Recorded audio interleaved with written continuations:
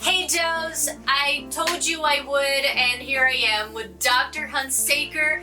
We're going to interview him. You submitted a bunch of questions. We've talked so much about CCs and profiles and recovery, etc. Doctor, thank you so much for this interview. I'm going to start with the very famous question and something that I always talk about. What are CCs and what are profiles when it comes to breast augmentation? Well, cc's is cubic centimeters. That's the volume that the implant holds, okay?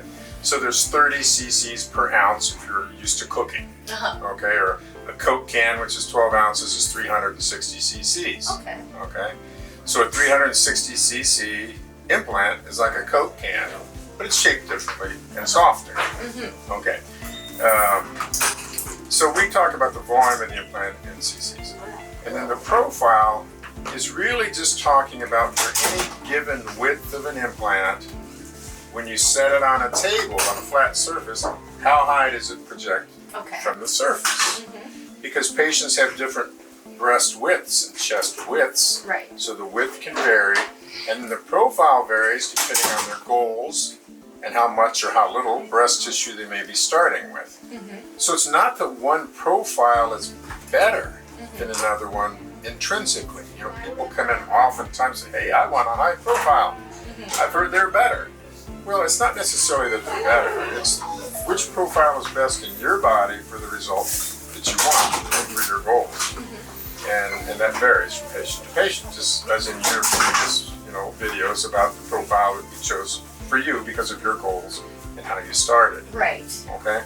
So what I have today is I've brought 4 different implants. Now, these are Mentor implants, and they have 4 different silicone gel profiles.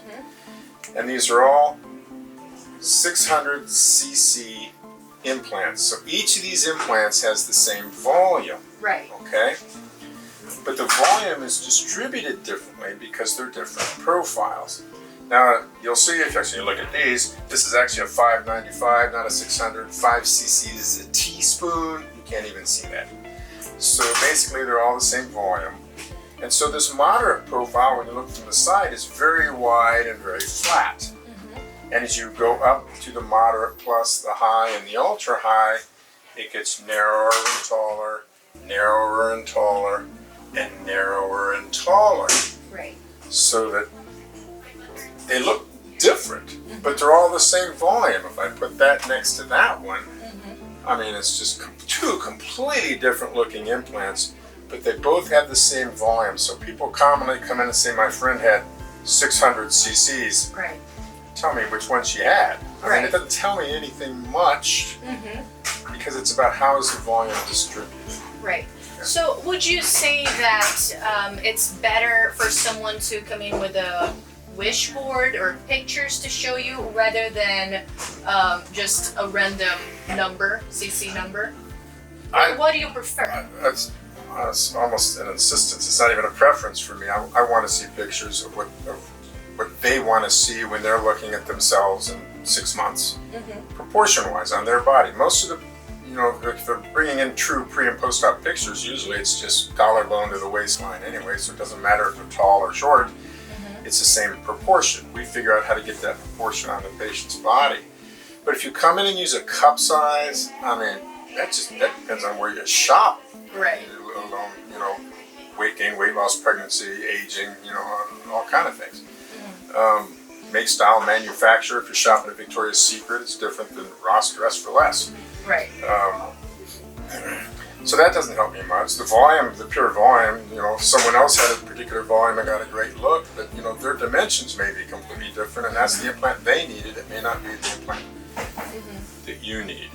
And the thing that really factors into it is width. So if you're really sturdy, or particularly tall patients who aren't, really narrow and thin, they have a lot of width. And because of geometry, the volume goes up very fast, the number. As you go wider, and patients get scared of this big number, and they don't realize maybe we're going 2 centimeters bigger in width, and we're only going up half a centimeter in projection. So you really have to trust us with deciding what the proper implant is, rather than coming in and asking for an implant. It's just best to say, this is how I want to look.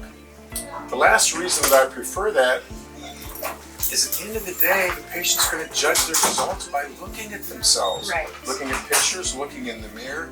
And if we've both seen what they want, I mean, how does the communication get any better than that? Right. You Right. know? Doc, and when they bring in pictures, would you rather a clinical picture without any bra on, something that they can find on our website, or would a random picture of a model from Instagram work for you?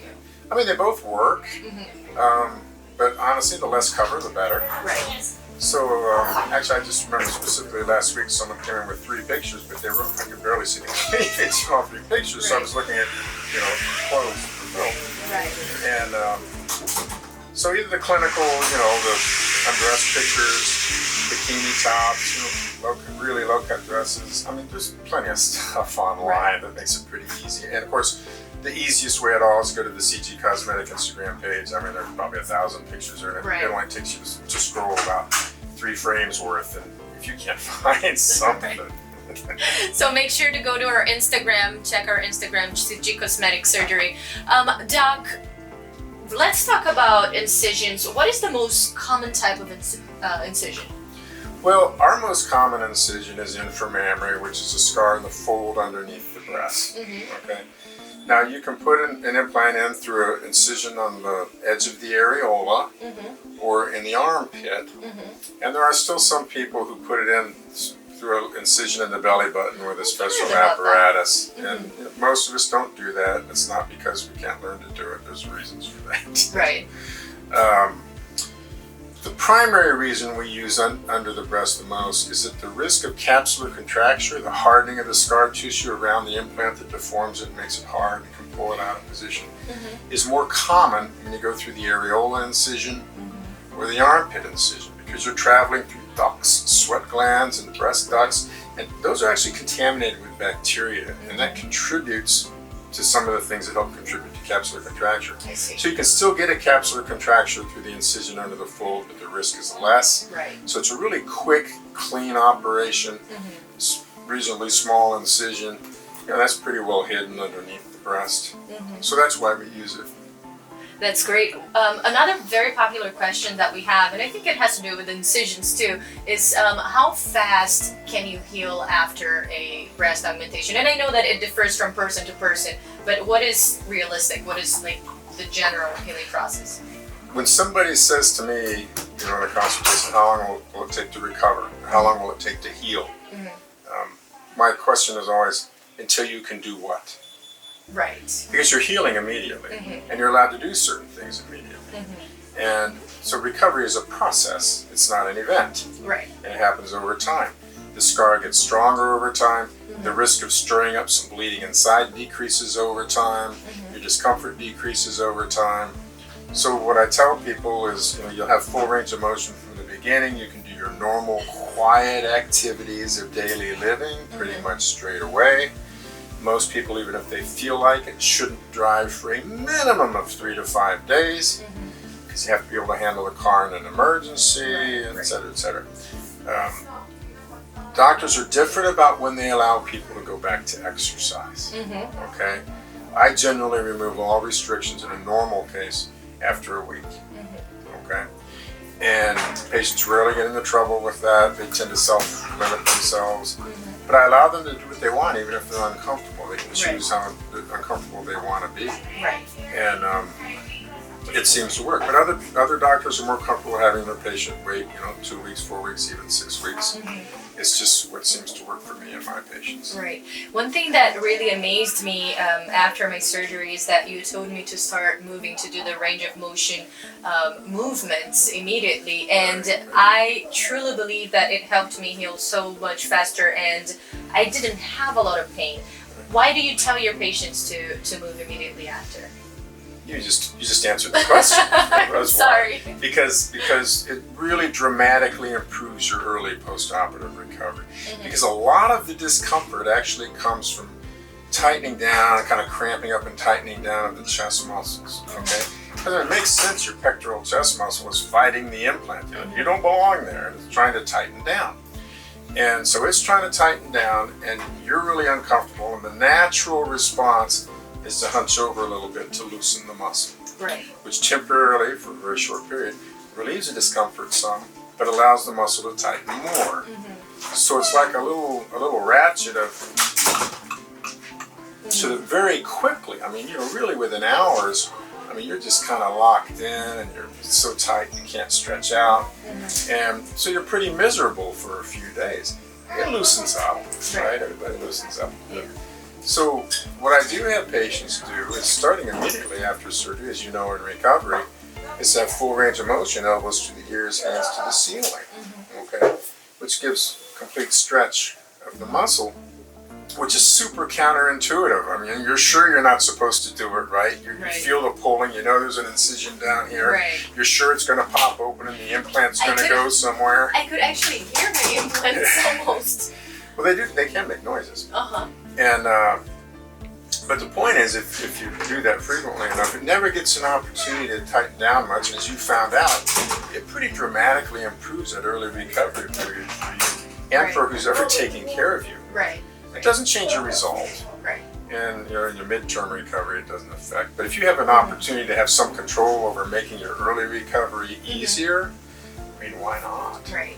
Doc, why is it that I barely felt any discomfort or pain at all after my surgery, and why do some women actually complain of much more discomfort? Are we all different? Is it mental?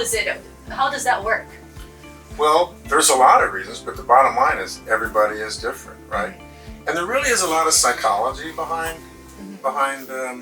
pain interpretation and the experience of pain. There's certainly physiologic things within your brain structure and biochemicals that influence that. And there's also just, I mean, trust me, if you hadn't done your stretching, you'd have had a different experience in the first few days. And then, I do some things during surgery with pre-injection, with local anesthetic, to control what's called the gate theory of pain, to numb the nerves before they're ever stimulated. Maybe it helps. That doesn't hurt. Doc, last question, I promised. I know you're very busy. What is, cosmetically speaking, what is the difference between a silicone breast augmentation and a saline breast augmentation? First of all, they're both good implants. People I say, well, I hear silicone is better. Well, I mean, it has advantages, it has disadvantages. Saline has advantages and disadvantages. But in general, cosmetically, silicone gel implants have a little different feel. Okay, it's a less fake feel. Okay. They have less risk of rippling, more palpable rippling, where you can feel ripples, or where you can see ripples through the skin if you're of low body weight and low body fat, small breasts. But a lot of how the implant responds cosmetically is also influenced by how much breast tissue and body fat you have in front of it. I call it insulation for the implant. So the more insulation you have, the less of a difference there is, because really what you're seeing and feeling is a lot more of your own body's natural tissue, breast tissue and body fat. So somebody who is really flat-chested and has very low body fat, I mean, the differences are pretty dramatic between saline and silicone, cosmetically. But a person who's chubbier with fuller breasts, I mean, I probably can't tell the difference between the saline and the silicone in those patients post-operatively. Well, thank you so much, Dr. Hunsaker. Sure. Thank you, dolls, for watching this amazing interview. Make sure to follow us on YouTube. Make sure to subscribe, like this video, and share as well. And also make sure to follow us on Facebook and Instagram. Thank you so much, Doc. All right.